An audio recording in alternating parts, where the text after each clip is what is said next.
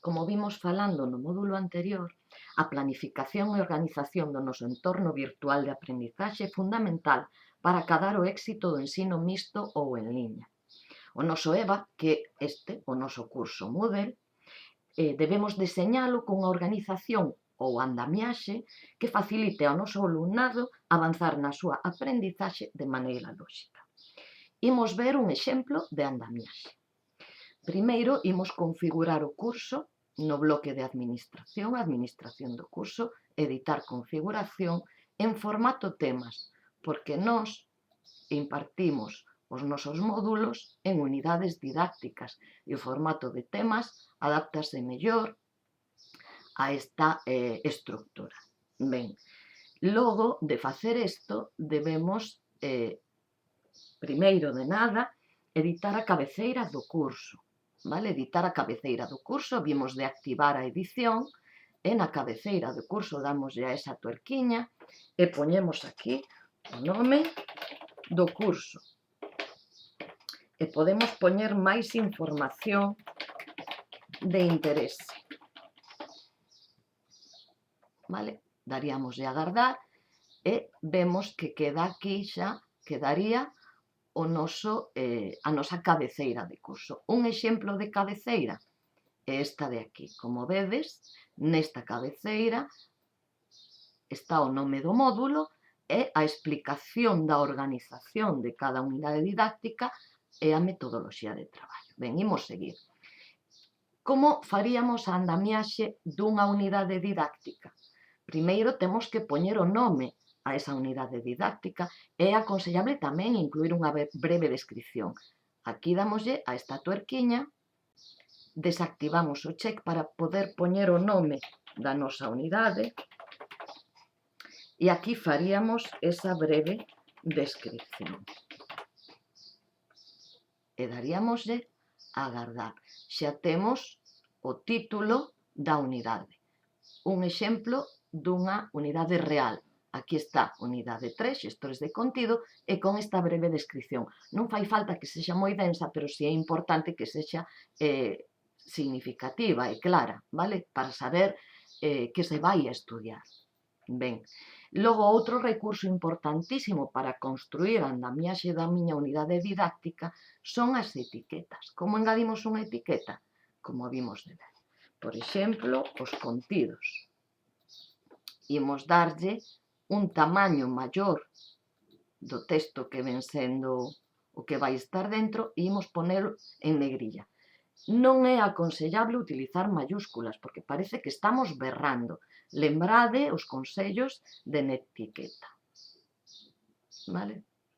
Ben, tamén podemos engadir tantas etiquetas organizativas como requiramos. Por exemplo, contidos, tarefas, avaliación, para saber máis. Un exemplo.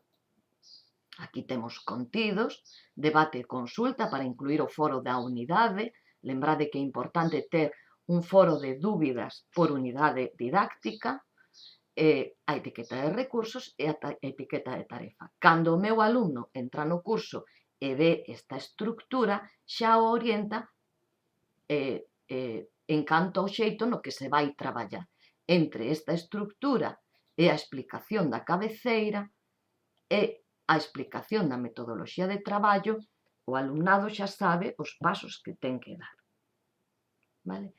Logo de construir a andamiaxe, o que temos que facer é ir engadindo estes recursos e materiais que estean contemplados na nosa planificación da unidade didáctica. Aquí é moi importante comezar pola cabeceira do curso. Primeiro temos que dar a información xeral do curso, como viña dicindo antes, explicando como se vai organizar a unidade didáctica, que entendan o que están vendo, e logo tamén a metodoloxía de traballo. Na cabeceira tamén é importante incluir unha guía do curso. Neste caso, tratándose dun módulo de FP, aquí incluín a programación e a guía todo en un.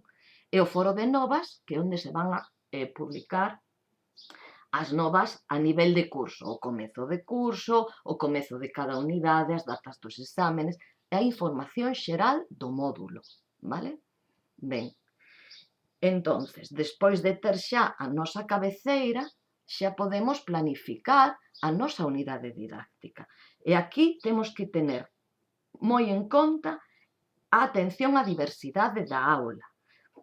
Podemos e debemos diversificar os materiais e recurrir a distintas formas de presentación dos temas. Para que? Pois para adaptarnos aos distintos estilos de aprendizaxe que haxa presentes na aula, así como para tamén facer frente ás necesidades especiais que poda ter o noso alumnado. Así, por exemplo, que vemos aquí? Vemos que nos contidos non só hai manuais que están pensados para alumnado con un estilo de aprendizaxe verbal ou con coñecementos previos importantes ou polo menos con algúns coñecementos previos. Mentras que os vídeos que vemos aquí son máis axeitados para os estilos de aprendizaxe pragmático e visual, que, por certo, son os predominantes na FP.